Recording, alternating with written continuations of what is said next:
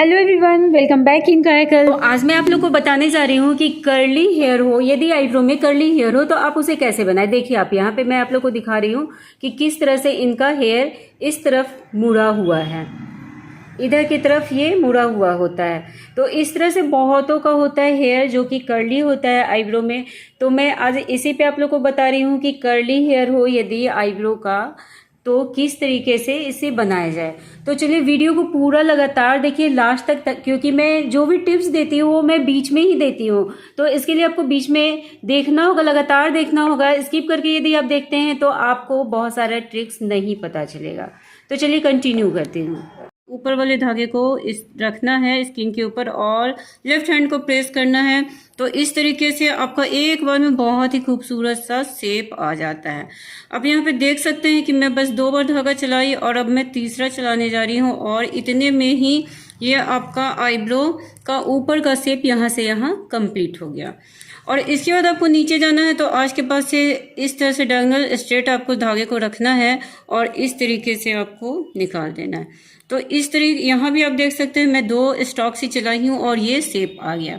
तो बस ये आप समझ सकते हैं कि सिर्फ 5 स्ट्रोक से आपका ऊपर का शेप कंप्लीट हो जाता है और एक्स्ट्रा हेयर है उसे आप फास्टली कर सकते हैं रिमूव इस तरह से।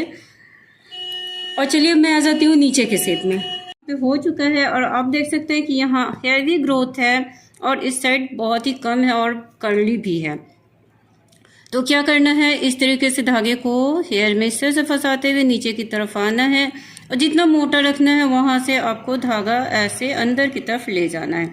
और अब मैं लेफ्ट हैंड को प्रेस कर रही हूँ और लेफ्ट हैंड को प्रेस करते के साथ आप देख सकते हैं कि ये कितना अच्छा शेप आ गया है।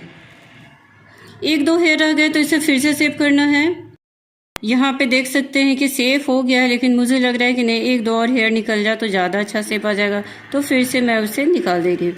तो सबसे पहले करना क्या है कि आपको देखने आना चाहिए कि आप सही से मेज़र कर पा रहे हैं कि किस हेयर को निकालना है और किस हेयर को छोड़ना है।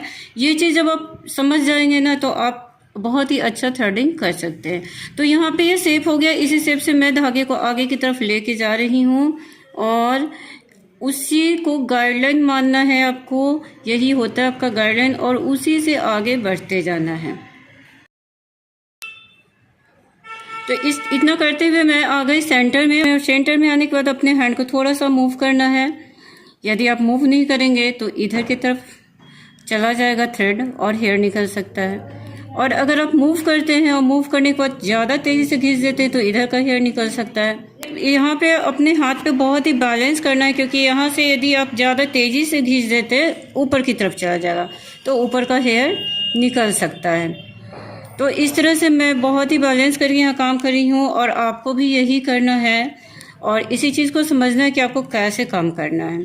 तो इस तरह से मैं नीचे की तरफ भी आ गई और यहाँ पे आपका शेप हो गया है। तो जैसा कि मैं आप लोगों को दिखाई थी कि यहाँ पे थोड़ा कर्ली हेयर है और अपोजिट डायरेक्शन में हेयर है, तो आप देख सकते हैं। तो यहाँ पे क्या करना है, आपको कुछ भी नहीं करना है, जैसे आप बनाते हैं आईब्रो बस उसी तरीके से बनाना है। यहाँ पे क्योंकि ये हमारा गाइड ये हमारे शेप में ही है, शेप से अलग नहीं है। अगर शेप से अलग हो, मान लीजिए आप कभी बना रहे हो आपको ऐसा आईब्रो मिले जो शेप से अलग हो, तो हेयर के अपोजिट डायरेक्शन में आपको थ्रेड चलाना है तो इजीली आपका शेप हो जाएगा। अब यहाँ पे देखिए कैसे थोड़ा दिक्कत हो रहा है, ये जो हेयर है ये थ्रेड में नहीं आ रहे हैं, ठीक है।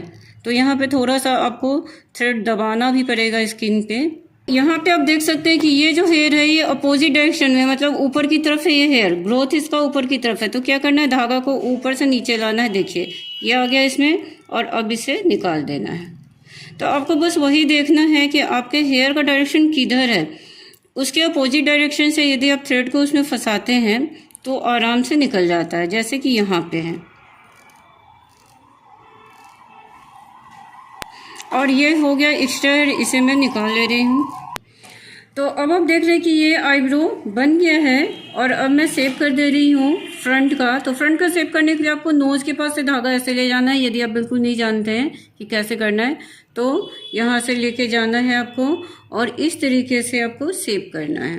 मीन्स नोज के पास से धागा ले जाएंगे और जो भी एक्स्ट्रा निकल रहा है वो उसको निकाल देना है। और यहाँ पे आप देख सकते हैं कि नोज़ के पास बहुत बार हेयर रहते हैं जो नहीं निकल पाते या फिर निकालने में स्किन कट जाता है। तो इसे कैसे निकालना है, इसके लिए आपको ऊपर से स्ट्रेच करवाना है और नीचे से नहीं करवाना है, और इसके बाद आप थ्रेड से इजीली निकाल सकते हैं।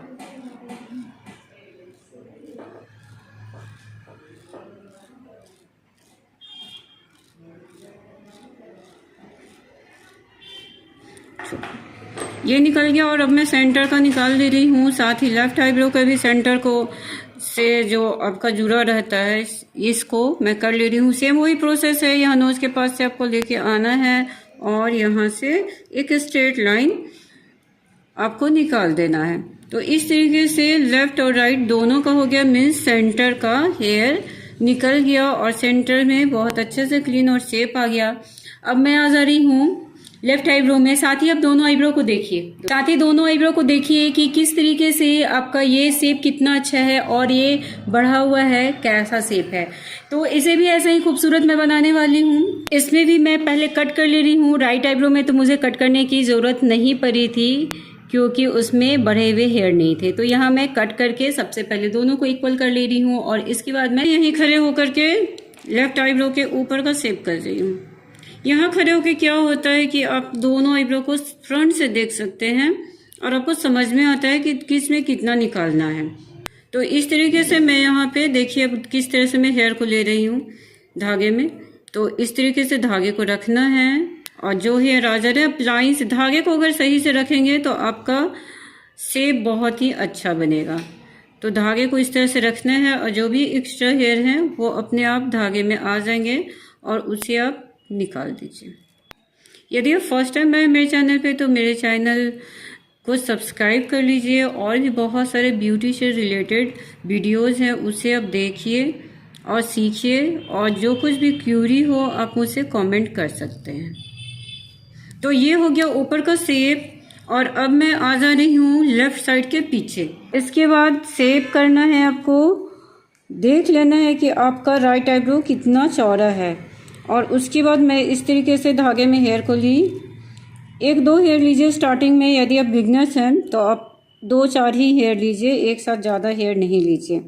ज़्यादा लीजिएगा तो कस्टमर को भी पेन होगा और आपका यदि गड़बड़ा गया, हाथ गलत साइड में चला गया तो आपका आईब्रो का शेप भी ख़राब हो सकता है। तो 1-1, 2-2 हेयर ही लीजिए जिस तरीके से मैं यहाँ पे भी बताई। देखिए यहाँ से यहाँ क्लीन हो गया, एक लाइन बन गया, यहाँ से यहाँ एक लाइन बन गया। अब इसी लाइन में आगे बढ़ना है। इस तरह से मैं थ्रेड को लाई आईब्रो में और हेयर को मैं निकाल दी। बस इसी गाइडलाइन से मैं धीरे धीरे आगे की तरफ जा रही हूँ। अब मैं लगभग सेंटर में आ गई हूँ।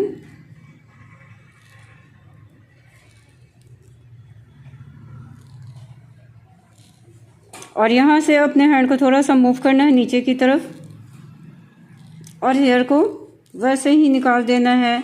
आप देख सकते हैं अगर आप एक्सपर्ट हो गए हैं तो आप थोड़ा फास्ट भी कर सकते हैं, जैसे मैं अभी यहाँ पे कर रही हूँ।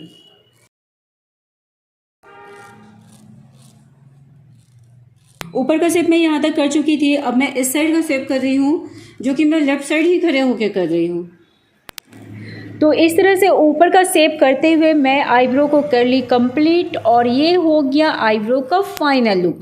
तो आज की वीडियो से आप लोग को क्या क्या सीखने को मिला मुझे कमेंट करके बोलिए, बताइए, और यदि अच्छा लगा तो एक लाइक कर दीजिए, फ्रेंड के साथ शेयर कीजिए और आप लोग अपने अपने शहर का नाम ज़रूर आज मेंशन कीजिए कि आप लोग मेरे वीडियोज़ को कहाँ से बैठ कर देख रहे हैं और क्या सीख रहे हैं। Thank you.